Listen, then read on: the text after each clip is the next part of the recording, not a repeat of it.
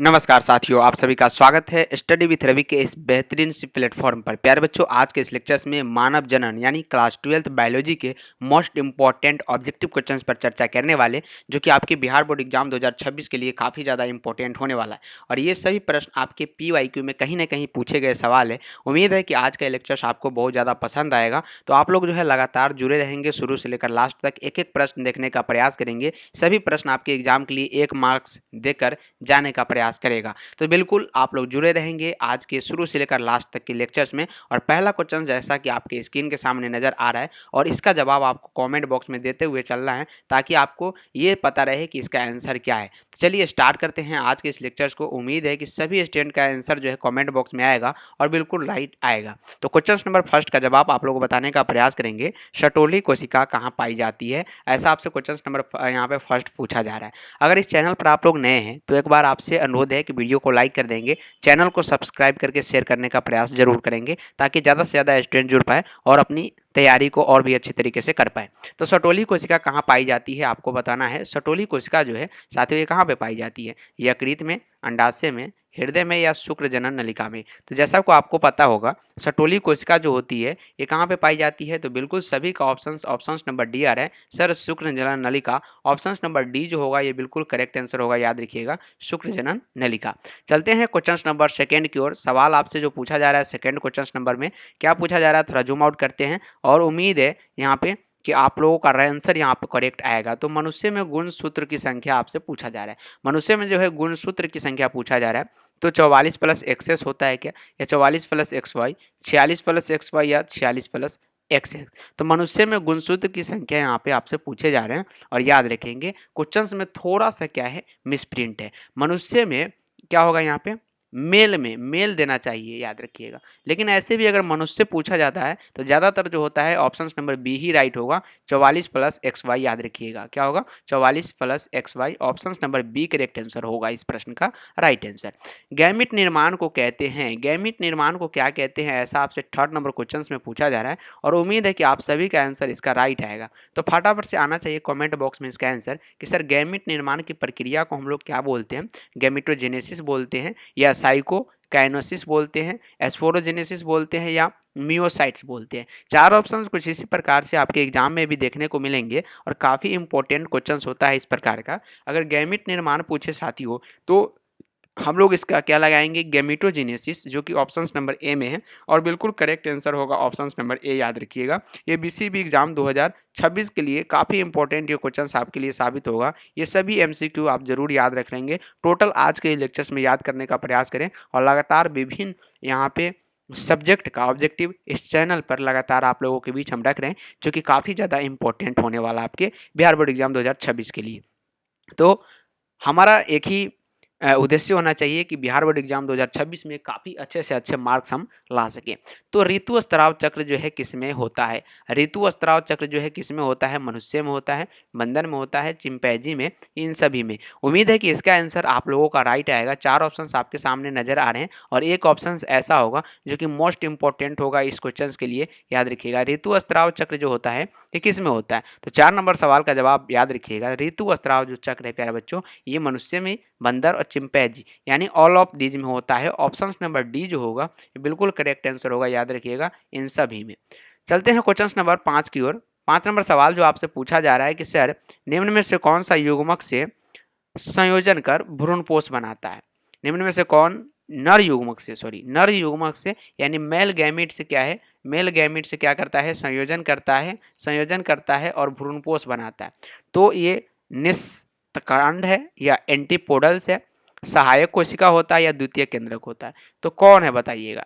ये बीज का है, और यहाँ पे एक कोशिका, दो सहायक कोशिका आपस में इधर रहती है, ऊपर भी कुछ इसी प्रकार से देखने को मिलता है। तो नर युग्मक से संयोजन कर भ्रूणपोष, भ्रूणपोष सबसे पहले अगर बात करें तो 3n होता है, यानी त्रिगुणित होता है। तो ये किससे संयोजन करता है? तो द्वितीय केंद्रक से। द्वितीय केंद्रक यानी दो केंद्रक इसके पास है, द्वितीय केंद्रक ये हो गया, और क्या है, एक नर युग्मक के पास है। तो ये क्या हो गया, 3n हो गया। तो ऑप्शन नंबर क्या हो गया, डी करेक्ट आंसर होगा। अगला क्वेश्चन है कि सर ग्रेफियन पुट्टक कहाँ पाई जाती है। ग्रेफियन पुट्टक कहाँ पे पाई जाती है, मानव भ्रूणपोष में पाई जाती है, भ्रूण में पाई जाती है, या मानव अंडाशय में पाई जाती है, मानव यकृत में, या मेढक के अंडाशय में। तो 6 नंबर सवाल का जवाब आप सभी का आना चाहिए। सवाल जो आपसे पूछा जा रहा है कि सर ग्रेफियन पुट्टक कहाँ पाई जाती है, तो इसका जो जवाब होगा क्या होगा, मानव अंडाशय में, जो कि ऑप्शन नंबर बी में है। और याद रखेंगे बिल्कुल करेक्ट आंसर है। अगला क्वेश्चन आपसे जो पूछे जा रहे हैं कि सर किस जनन परत से रक्त तथा परिवहन तंत्र का उद्भव होता है। तो 7 नंबर सवाल का जो जवाब होगा वो क्या हो, ऑप्शन नंबर मीजोडर्म। बिल्कुल option number B correct answer होगा, मीजोडर्म। क्वेश्चन नंबर 8 की ओर चलते हैं, जो कि काफी इंपॉर्टेंट है। सर परिपक्व शुक्राणु के शीर्ष पर एक टोपी नुमा संरचना पाई जाती है। कुछ इस प्रकार से शुक्राणु का स्ट्रक्चर आपसे आपके एनसीईआरटी में दिया होगा। तो एक टोपी नुमा क्या पाई जाती है, यहाँ पे संरचना पाई जाती है, बताना है आपको। ये पूंछ हो गया, ये क्या हो गया, टेल हो गया। एक इमेज हमने बनाए हैं जो कि रफली बनाए हैं, याद रखिएगा। तो आपको बताना है कि सर ये जो टोपोनुमा यहाँ पे जो रहती है, टोपी नुमा संरचना, ये क्या होती है। तो ये एक्रोसोम वाला भाग होता है, याद रखिएगा। इसको हम लोग क्या बोलते हैं, एक्रोसोम बोलते हैं। इसको हम लोग क्या बोलते हैं साथियों, एक्रोसोम बोलते हैं, याद रखिएगा। इसमें जो होता है, क्या होता है इसमें, आपको बताना है कि सर इसमें क्या होता है, एक्रोसोम में क्या होता है। मैं आपसे जानना चाहता हूं कि आप लोग जो है इस क्वेश्चंस के माध्यम से कितना सीख पा रहे हैं और कितना जो है आप थ्योरी इसको पढ़े हैं। तो एक्रोसोम का क्या कार्य है आपको ये बताना है। और माइटोकॉन्ड्रिया का क्या कार्य है। तो सर माइटोकॉन्ड्रिया का कार्य है ऊर्जा देना, किसको, टेल को ऊर्जा, यानी पूंछ को ऊर्जा देगा, तभी शुक्राणु आगे की ओर रन करेगा, आगे की ओर चलेगा। तो हमने माइटोकॉन्ड्रिया का कार्य बता दिया है। अब आपको बताना है कि सर टोपीनुमा जो संरचना एक्रोसोम होता है उसका क्या कार्य होता है। मैं सभी का आंसर देखने का प्रयास कमेंट बॉक्स में करूंगा। गर्भाशय किससे संबंधित है, गर्भाशय जो है किससे है। तो सभी को पता है कि गर्भाशय जो है गर्भ का धारण जो है ये कौन करती है। तो मादा यहाँ पे क्या करती है, मादा स्त्री जनतंत्र से। ऑप्शन नंबर यहाँ पे बी करेक्ट आंसर होगा। क्या होगा, option number B correct answer होगा। कौन सी तकनीक पात्रे निषेचन के अंतर्गत नहीं आती। तो कौन सी तकनीक जो है पात्रे निषेचन के अंतर्गत नहीं आता है। पात्रे निषेचन समझते हैं ना, बाहरी निषेचन को हम लोग पात्रे निषेचन कहते हैं, जो कि प्रयोगशाला में किया जाता है।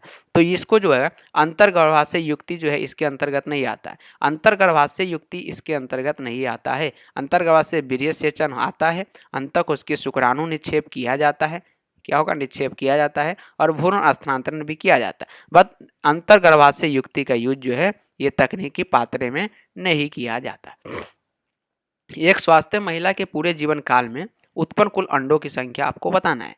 तो एक स्वास्थ्य महिला है और पूरे जीवन काल में जो है कितने अंडा उत्पन्न कर सकती है। तो ये याद रखिएगा, ये काफ़ी इंपॉर्टेंट एंड वांटेड प्रश्न रहा है अभी तक के बिहार बोर्ड एग्जाम के लिए, याद रखिएगा। काफ़ी बार ये प्रश्न आपके पीवाईक्यू में देखने को मिले हैं, इसलिए आज के इस लेक्चर्स में हमने इसको कवर करने का प्रयास किया। 400 याद रखिएगा, ये बिल्कुल आपके एग्जाम के लिए रामबाण क्वेश्चन होने वाला है। सबसे अधिक तथा सबसे कम जीन वाले मानव गुणसूत्र इनमें से कौन है।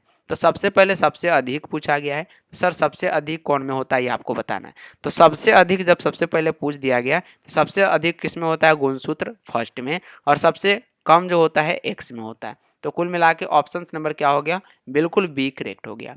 अब चलते हैं कि निम्न में से कौन द्विगुणित संरचना है।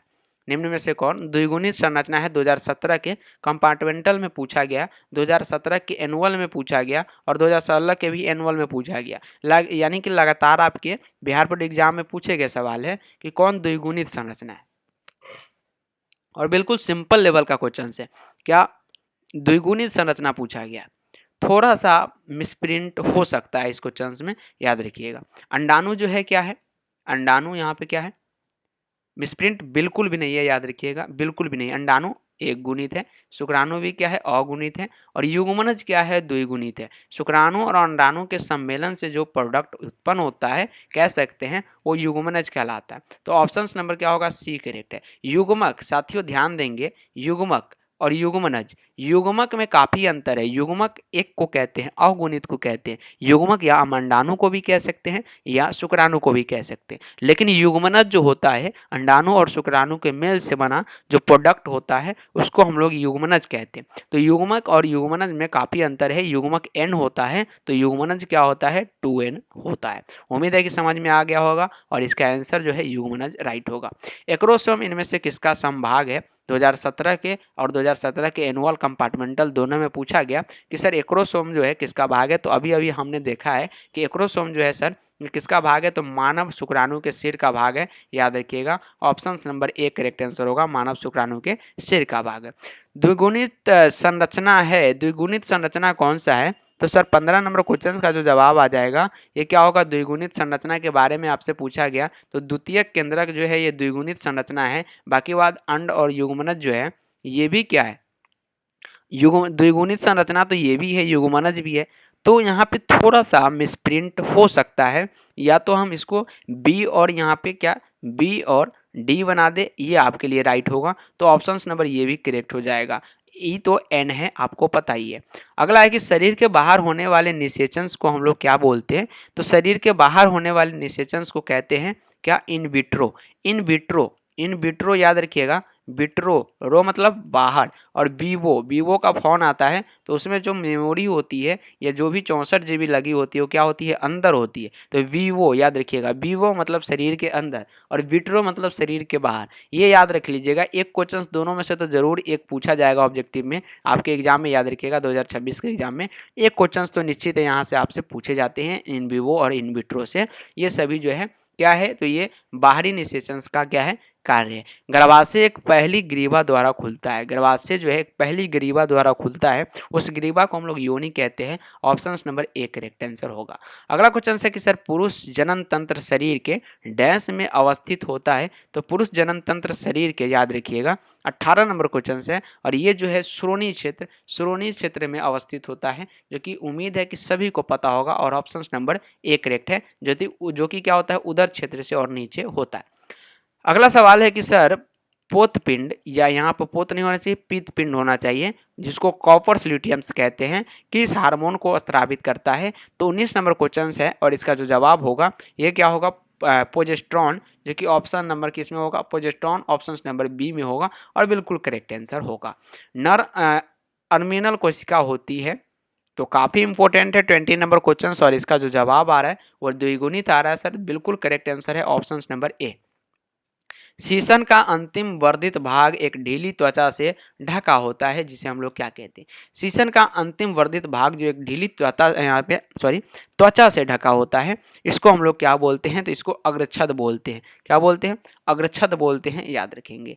अगला क्वेश्चन है कि कौन सी कोशिका मानव वृषण में शुक्राणु को पोषण देता है, तो शुक्राणु को पोषण जो सर्टोली कोशिका देता है। Option number D correct answer होगा, आप इसे याद रखेंगे, सर्टोली कोशिका। क्वेश्चन नंबर 23 नंबर की ओर चलते हैं, और शुक्र जनन की प्रक्रिया में शुक्राणु का उत्पत्ति कहाँ से होता है, तो शुक्र जनन की प्रक्रिया में प्यारे बच्चों शुक्राणु का जो उत्पत्ति है ये शुक्र जनक नलिका से होता है। Option number A correct answer होगा, वहीं पे इसका प्रोडक्शन होता है। Option number A correct answer है। सगर्भता के दूसरे माह के अंत तक भ्रूण में विकसित हो जाता है। साथियों, सगर्भता के दूसरे माह के अंत तक जो है पूर्ण रूप से सभी अंग जो है ये क्या हो जाते हैं, विकसित हो जाते हैं। गर्भता के दौरान या गर्भावस्था के दौरान गर्भ की पहली गतिशीलता किस माह में देखी जाती है, यानी बच्चे की भ्रूण की कह सकते हैं चहल पहल जो है किस माह में देखी जाती है, तो ये 5वें माह में याद रखेंगे। ऑप्शन नंबर सी करेक्ट है।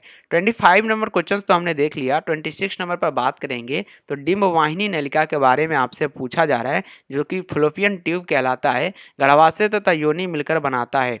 तो डिंब वाहिनी नलिका, गर्भाशय तथा योनि मिलकर ये क्या बनाता है, तो याद रखिएगा ये तीनों मिलकर निर्माण करती है क्या चीज का, तो ये स्त्री सहायक नलिका का निर्माण करती है, और ये काफी ज्यादा इंपॉर्टेंट है आपके लिए, आप इसे जरूर याद रखेंगे। गर्भावस्था पूर्ण होने से पहले जानबूझकर या स्वैच्छिक रूप से गर्भ के समापन को कहते हैं, या तो इस प्रक्रिया को नहीं किया जाना ही आवश्यक है, अच्छा है, लेकिन अगर बाई चांस किया भी जाता है तो इस प्रक्रिया को हम लोग क्या बोलते हैं साथियों, चिकित्सीय सगर्भता समापन, एमटीपी। एमटीपी का नाम आप लोगों ने सुना होगा, एमटीपी याद रखिएगा, ये 12 हफ्ते तक ही क्या है सेफ मानी जाती है, और एमटीपी का फुल फॉर्म होता है मेडिकल, याद रखेंगे, मैं बता देता हूँ यहाँ पे बिल्कुल भी नहीं है, मेडिकल टर्मिनेशन, क्या है, मेडिकल टर्मिनेशन ऑफ प्रेगनेंसी, आप इसे जरूर याद रखेंगे। ये 12 हफ्ते तक ही सेफ मानी जाती है, अन्यथा ये बाद में आपको क्या कर सकती है, दिक्कत दे सकती है। तो ऑप्शन नंबर यहाँ पे बी करेक्ट आंसर होगा। 28 नंबर क्वेश्चन है कि नर हार्मोन की उत्पत्ति कहाँ से होता है। तो नर हार्मोन की जो उत्पत्ति है, 28 नंबर क्वेश्चन का जवाब विरिशन से आ जाएगा, याद रखेंगे। Option number C correct answer होगा। अनुवांशिक कूट में कितने कूट होते हैं। तो अनुवांशिक कूट में जो टोटल कूट के बारे में आपसे चर्चा किया जाएगा, तो अनुवांशिक कूट में टोटल जो होते हैं 64 कूट होते हैं, याद रखिएगा। कितने होते हैं, 64 होते हैं। यहाँ पे 64 याद रखेंगे। अगला क्वेश्चन है कि किसमें कॉपर टी रोकता है, या किसे कॉपर टी रोकता है। तो कॉपर टी का जो कार्य होता है, याद रखने का प्रयास करेंगे, वो निषेचन को रोकता है, याद रखिएगा। अगला है कि सर जिब्रेलिन है। तो जिब्रेलिन, जैसा कि आपको पता है कि जिब्रेलिन एक प्रकार का हार्मोन है। क्या है, जिब्रेलिन एक प्रकार का साथियों हार्मोन है। नर एवं मादा युग्मक गैमीट्स के संयोजन से बनता है। 32 नंबर क्वेश्चन का जवाब युग्मनज आ जाएगा, जो कि ऑप्शन नंबर डी में है युग्मनज, और बिल्कुल करेक्ट होगा। मानव मादा में या मादा मानव में गर्भकाल होता है। तो गर्भकाल जो होते हैं, आपसे यहाँ पे दिन भी दिया गया है, माह भी दिया गया है, लेकिन यहाँ पे 9 माह 9 गुने क्या कर देंगे हम लोग 30, 9 3 27 270 दिन का होता है। दिन में तो ऐसा कुछ था नहीं, तो 9 माह था। ऑप्शन नंबर यहाँ पे करेक्ट होगा। शुक्रजनक नलिका में पाए जाने वाले पोषक कोशिका को कहते हैं। तो शुक्रजनक नलिका में पाए जाने वाले जो पोषक कोशिका होती है, जो कि शुक्राणुओं को पोषण देने का कार्य करती है, उसको हम लोग कहते हैं शटोली कोशिका। क्या बोलते हैं साथियों, शटोली कोशिका बोलते हैं, जो कि ऑप्शन नंबर ए में है और करेक्ट भी होना चाहिए। आप लोगों का आंसर जो है बिल्कुल राइट आ रहा है। मानव वीर्य यानी सीमन का पीएच होता है। अगर 35 नंबर क्वेश्चन का आंसर मुझसे कोई पूछेगा कि सर मानव वीर्य यानी सीमन जो होते हैं, यानी कह सकते हैं स्पर्म जो होता है, उसका पीएच क्या होता है। उसका जो पीएच होता है वो 7.3 से 7.5 होता है। कहने का मतलब है कि 7.3 यानी क्या है, उदासीन से ज़्यादा क्षारीय हो रहा है, क्षारीय रूप कह सकते हैं कि होता है। इसीलिए जब योनि में जाता है तो कुछ अम्लता उसको मिलता है, और अम्ल के कारण 1/4 से ज़्यादा जो है, याद रखिएगा, शुक्राणु वहीं पे ढेर हो जाते हैं, मृत्यु का सामना करते हैं। अगला क्वेश्चन की ओर चलते तो प्रोटेस्ट ग्रंथि से उत्पन्न होता है। प्रोटेस्ट ग्रंथि से याद रखेंगे साथियों, क्या उत्पन्न होता है। तो 36 नंबर सवाल का जवाब एक प्रकार का द्रव उत्पन्न होता है, और बिल्कुल करेक्ट आंसर होगा। क्या है, हेट्रोस्टोमी का तात्पर्य सर्जरी द्वारा विस्थापन करना है। तो किसका विस्थापन करना है, याद रखिएगा, गर्भाशय का विस्थापन करना है। मादा में क्लेस्ट्रोसिस किसके समझात है। 38 नंबर क्वेश्चन का जवाब आप सभी का जो है ऑप्शन नंबर नर के पेनिस के समझात है, बिल्कुल ऑप्शन नंबर ए करेक्ट है। सेकेंड लास्ट क्वेश्चन आज के लेक्चर का, निम्नलिखित में से कौन सा प्राथमिक जनन अंग है। प्राथमिक जनन अंग जब भी आपसे पूछा जाएगा तो वृक्षण याद रखिएगा। और ये रहा लास्ट क्वेश्चन, दूध ग्रंथि किसका रूपांतरण है। तो 40 नंबर क्वेश्चन का जवाब आप सभी छात्रों का तेल ग्रंथि आ रहा है, बिल्कुल करेक्ट है। तो आज के इस लेक्चर्स में मानव जनन से 40 ऐसे इंपॉर्टेंट क्वेश्चंस लेकर मैं आया था, जो कि आपके बिहार बोर्ड एग्जाम 2026 के लिए काफ़ी ज़्यादा इंपॉर्टेंट था। उम्मीद है कि सारे के सारे प्रश्न आप याद कर लिए होइएगा, नहीं किए तो फटाफट से याद कर लीजिए, दोबारा को वीडियो देख लीजिए। और जाते जाते मैं इतना ही कहूँगा, वीडियो को लाइक करेंगे, चैनल को सब्सक्राइब करके शेयर करने का प्रयास कीजिएगा, और कमेंट बॉक्स में जाइए, प्यारा प्यारा से कमेंट करने का आप लोग प्रयास जरूर करें। मिलते हैं फिर से अगले लेक्चर्स में, तब तक के लिए बाय बाय, टेक केयर।